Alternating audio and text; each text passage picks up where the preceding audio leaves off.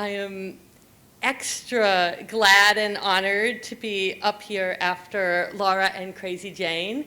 Laura told me to tell you that this is a baby story. It's brand new or a spoken word piece. It's not sure yet. And that I could not think of any better listeners to share it with first.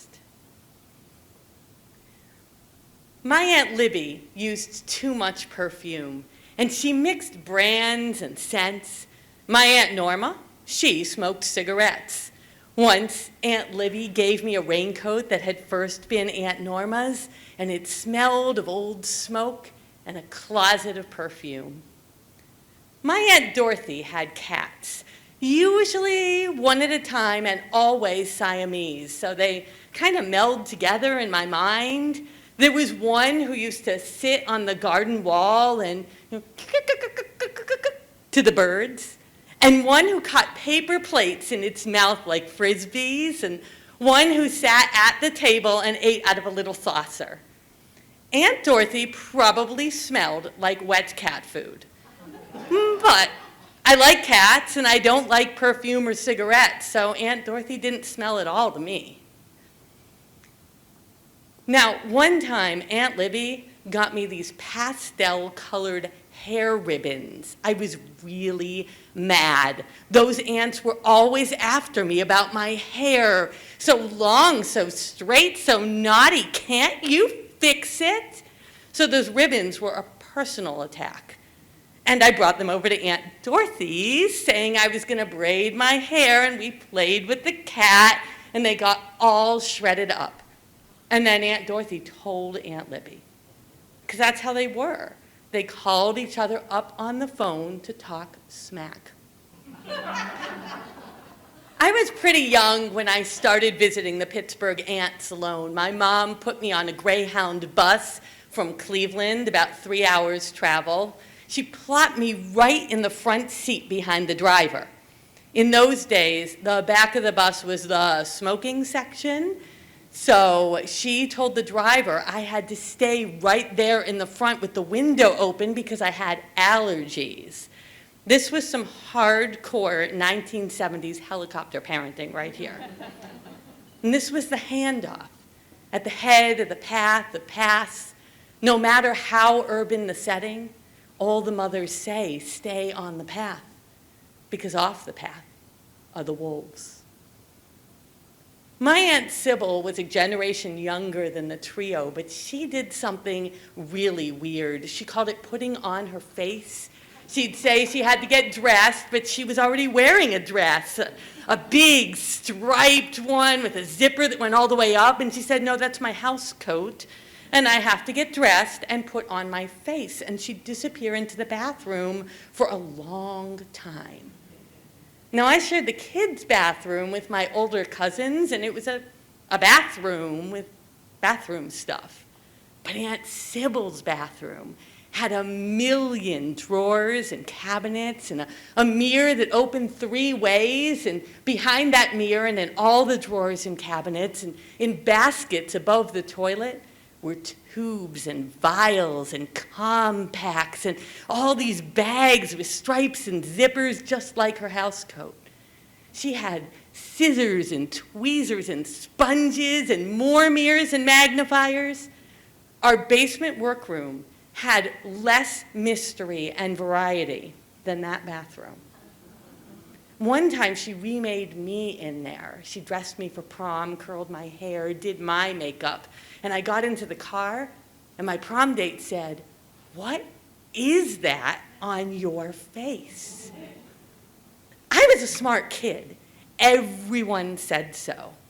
I'm pretty sure if a wolf, stay with me here, this happens in stories. If a wolf ate up Aunt Libby and gave me hair ribbons, or ate up Aunt Norma and put on her raincoat, it would have smelled doggy. I don't think an upright, talking, grandma clothes-wearing wolf would have fooled me. But if Aunt Sybil had gone into the bathroom in her house coat, and come out in her day clothes with her makeup done and her hair coiffed, but instead of Aunt Sybil, she'd been a wolf, I'd have been Little Red Riding Hood. Aunt Sybil smelled like that face. I'm sent to visit the old trio, and there's an order of operations. Aunt Norma or Aunt Libby first, alternating between them so they'd call each other up and brag about who got me when, because Aunt Dorothy is known to be my favorite of the three. Also, Aunt Dorothy has a house. At least I used to think it was a house, because it didn't have an elevator or a long hallway like the big apartment buildings the other ones lived in. But now that I remember it, that garden where the cat sat on the wall, that wall was exactly the same as all these other garden walls, low, rough, golden. And I sat in a chair at a little round-top table and down the whole long side of a big building with a duplicate gardens with 2 chairs each and the little round glass-top tables. By the time Little Red gets to her grandmother's house, she's already lost to the story. Everything's changed without her consent. Because a house doesn't just go from being the home of your relatives, your ancestors, your people, to being occupied by a wolf in the span of walking there, does it? She opens the door. And there is grandmother, or the wolf wearing grandmother's clothes, and there is the basket for grandmother. This is what we do when the people in charge become something else. The next thing, and the next thing, and the next thing. All the little things I set out to do that morning when Mother plopped me on the path and fastened my cloak, my favorite red cloak, round my shoulders, even though it's a warm day and I don't need it, just in case, because she loves me. Be careful, she says, but not of what? So I braid my hair as best I can. I put on shiny blue eyeshadow to bring out the color in my eyes. I check myself at that little octagonal mirror by the apartment door. I can't do anything about my big buck teeth, but I can remind myself, smile anyway.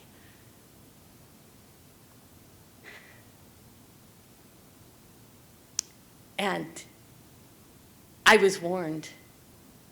But I expected it to be more dramatic. I didn't expect to walk to the house and have everything be the same. The sun's still in the sky. It didn't disappear behind an ominous cloud of invading spaceships. The birds didn't suddenly take flight. No fire. I'd stop, drop, and roll if there was a fire. I'd duck and cover if there was a tornado, or throw myself on the bed and hope to wake up in Oz. But when everything's the same, when the wolf wearing grandma's clothes smells like her powder and cream, like her drawer, like old licorice, I take the next step. I deliver the basket to whomever is there. And maybe I'll talk about it around the edges, the eyes, the ears, if I'm very brave, the teeth. But as an old aunt or a storytime grandmother, because it was supposed to be grandmother there in that bed, and even if everything has shifted to something mean and mysterious, it must be grandmother. This is the story given to Mother who gave it to us. I fasten a cloak round my child, and I try to say something off script. I like your haircut. Great color. No, you don't have to. But it's hard. We've been trained so well to say, yes, dear, yes, sir, yes, officer, yes, ma'am, right into the belly of the wolf.